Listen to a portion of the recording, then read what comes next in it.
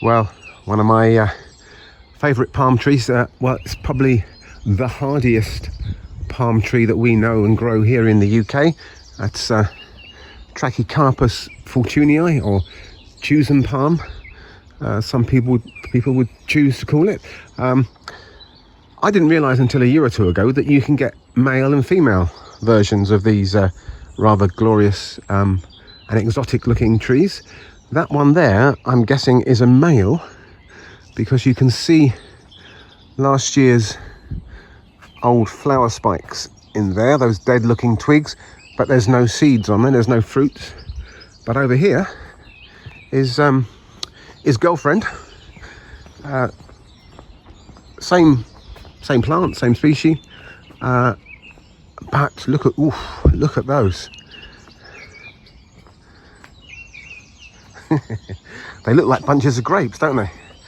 But actually those are the berries, and so this is the fruiting version of the boy over there. This is the female here, I'm guessing, with a whole load of very healthy looking fruits. And I'm thinking, let's cut a little bunch off and see if we can grow some seeds.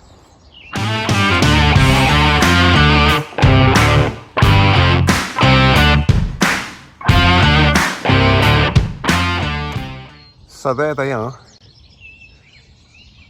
hundreds, probably thousands of them actually, on this tree. There's another big bunch behind there and another one around there as well. So these form during the second half of the summer and into the autumn, and kind of ripen, I guess, through the winter. They start off as lovely bunches of bright gold flowers. Let's see if we can stick a picture in just now. And those flowers appear early summer, late May, June, perhaps, here in the UK, depending on how warm the spring is. And then pollination takes place. I guess we must have some bees that travel from the male plant over there over to the female and do the business, and as a result we get this lovely crop of berries. And I've got my lovely secateurs. Let's see if we can cut a little cluster off and grow some.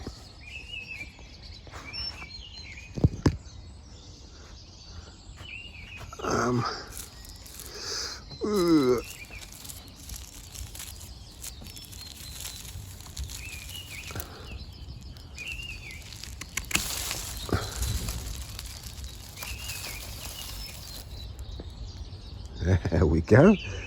Fantastic. As it happens, I'm going up to school today, so I can take these straight up to the school and get them into some well-drained compost somewhere warm. We have tried this before and had managed to get one to germinate, but I did leave it a long time in between cutting the fruits and sowing them. So I'm going to do it all today, and we'll keep you posted. I did notice, actually, just down here underneath the tree, I jumped down. Oh.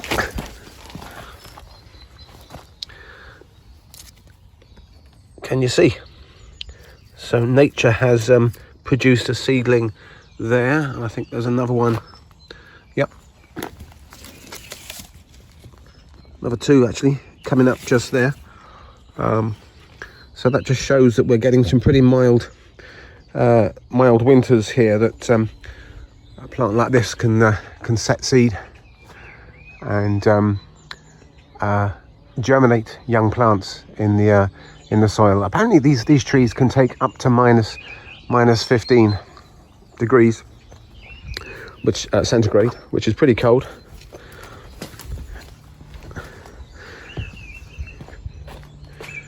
But we love them because when I look at that, particularly if it's against some blue sky, we do occasionally get some blue sky here in Wales, it reminds me of summer holidays in the Mediterranean or further afield.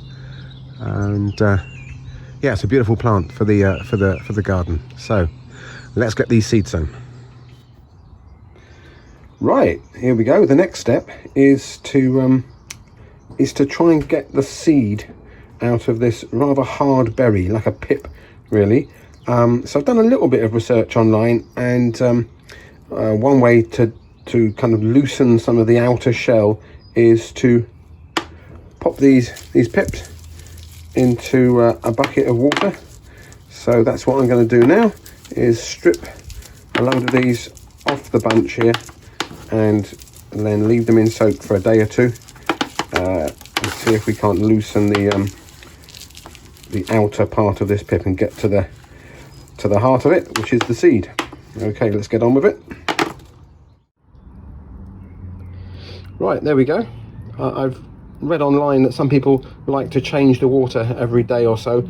I confess I haven't done that. I've left them up the school to soak for a couple of days, probably about 3 days they've been in that water, and now you can see that the skins come off and we're left with this kind of nugget of a little seed there. So I've got some more just there,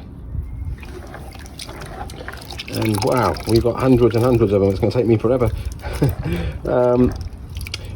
I think probably if I'd done this in the autumn, there might have been more flesh on the outside of this seed to kind of work off to get to the nub of it.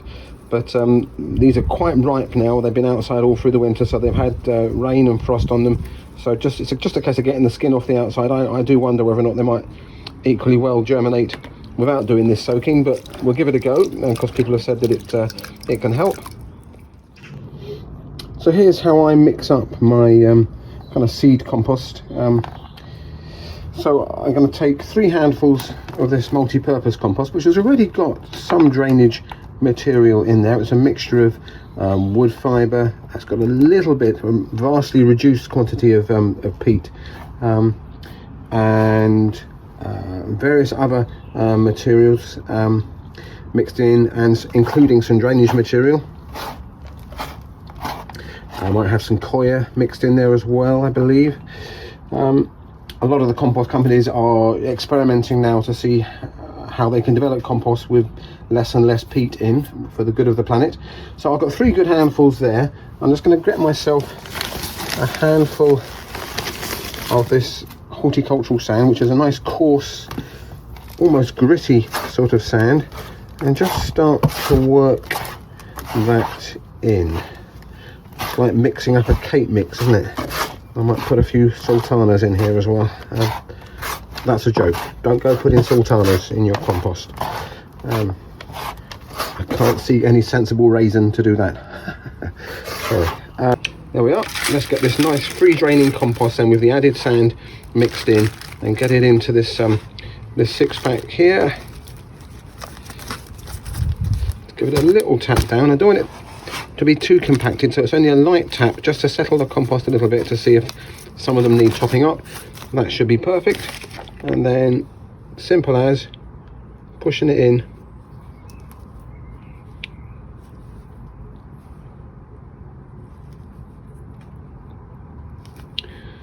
And that is all there is to it, he says. Little sprinkle of compost over the top. So we're going to give that a quick drink, and then I'll probably put them on the lower shelf in the greenhouse. Let's have a little look in the greenhouse. Come with me, ladies and gentlemen, into the aforementioned greenhouse. Oh, there's a perfect shelf just there. So we'll put him there where he gets a bit of warmth, but they don't need much in the way of light at this stage. Let's get a watering can.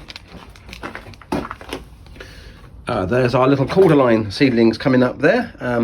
This year's crop just starting to emerge. There, we've been doing those for quite a few years now, from the mother plant just out there, with some more flowers, spikes just starting to emerge for this year. So we'll have more seed this autumn. So we're just going to give it a little trickle of water.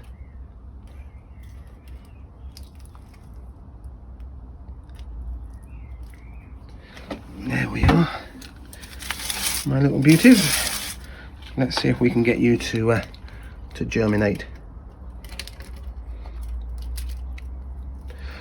Apparently this can take a few months. So we're doing this in the middle of April, so maybe by end of June, maybe July, maybe even later than that, we should start to see, hopefully, some little leaves poking through. We shall keep you posted, and you can keep us busy with your comments and your questions, any experience you've had of raising palm trees from seeds. We'd love to hear from you.